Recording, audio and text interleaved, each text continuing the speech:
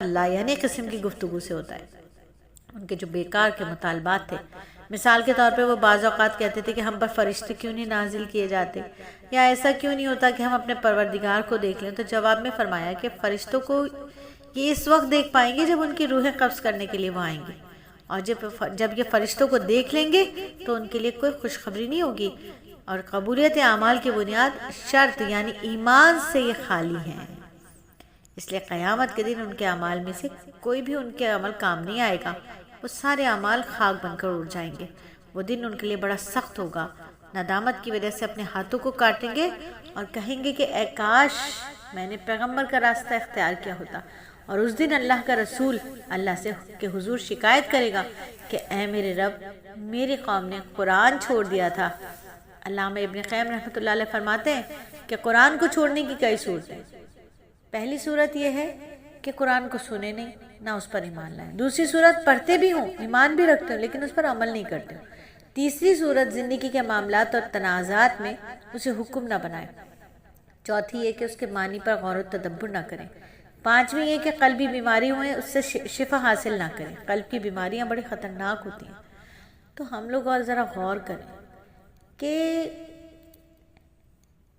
کچھ لمحوں کے بارے میں ہمیں ضرور سوچنا چاہیے کہ پوری امت کے بارے میں ہم کیا فیصلہ کریں۔ آج ہم صرف اپنے بارے میں سوچتے ہیں کہ ہم کس انداز میں قرآن کو چھوڑ چکے ہیں، اور یہ بھی ہمیں سوچنا چاہیے کہ جب ہم مہلک روحانی اخلاقی بیماری میں مبتلا ہونے کے باوجود بھی پرہیز نہیں کرتے اور نہ آسمانی دوا استعمال کرتے ہیں جس میں یقینی شفا ہے، تو اس کے نتیجے میں مزید بیماریوں میں مبتلا ہوتے ہیں اور ہلاکت کے سوا کچھ نتیجہ نہیں نکلتا۔ تو اللہ رب العزت ہمیں ان تمام برائیوں سے بچا لے، قرآن کو چھوڑنے والے نہ بنے بلکہ قرآن کو مضبوطی سے پکڑ کر اس کے ایک ایک حکم پر عمل کرنے والے بن جائیں۔ آمین ثم آمین۔ سورہ فرقان کے آخر میں عباد الرحمن جو رحمان کے بندے ہیں ان کی 13 صفات ذکر کی گئی ہیں۔ نمبر 1 وہ تواضع اختیار کرتے ہیں، نمبر 2 وہ جاہلوں سے اعراض کرتے ہیں، نمبر 3 وہ راتوں کو نماز اور عبادت کرتے ہیں، نمبر 4 جہنم کے عذاب سے وہ خوفزدہ رہتے ہیں، نمبر 5 خرچ کرنے میں اعتدال، نہ فضول خرچی کرتے ہیں نہ ہی وہ بخل کرتے ہیں، یعنی اعتدال میانہ روی کا راستہ اختیار کرتے ہیں۔ وہ شرک سے مکمل اجتناب کرتے ہیں، وہ قطع ناحق سے بچ کر رہتے ہیں، زنا اور بدکاری سے اپنے آپ کو بچا کر رکھتے ہیں، جھوٹی گواہی سے اعتراض کرتے ہیں، گانے بجانے اور بری مجلسوں سے بچتے ہیں، اللہ کی کتاب سے ان کا متاثر ہوتے ہیں اور اس سے فائدہ اٹھاتے ہیں، اللہ تعالیٰ سے نیک بیوی بچوں کی دعا، اور یہ دعا ہمیں ہادی اور ہدایت دینے والا بنا دیا جائے۔ تو یہ صورت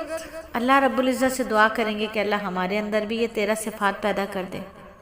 اے رحیم و کریم تو محض اپنے فضل و کرم سے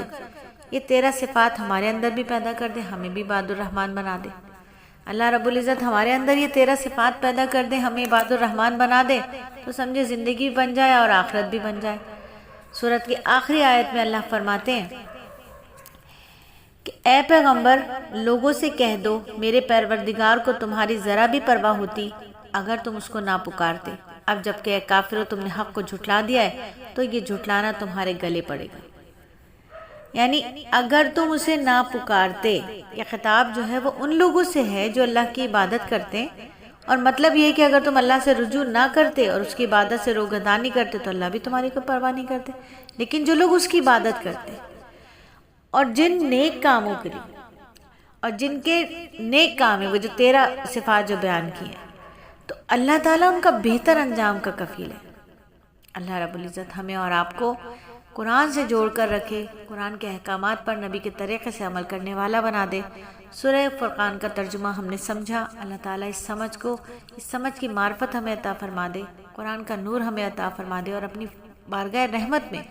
اپنے فضل و کرم سے ہماری اس ٹوٹی پھوٹی کاوش کو قبول فرما لے، اور باقی صورتوں کی بھی اپنی رضا کے مطابق تکمیل کی توفیق عطا فرما دے۔ آمین ثم آمین۔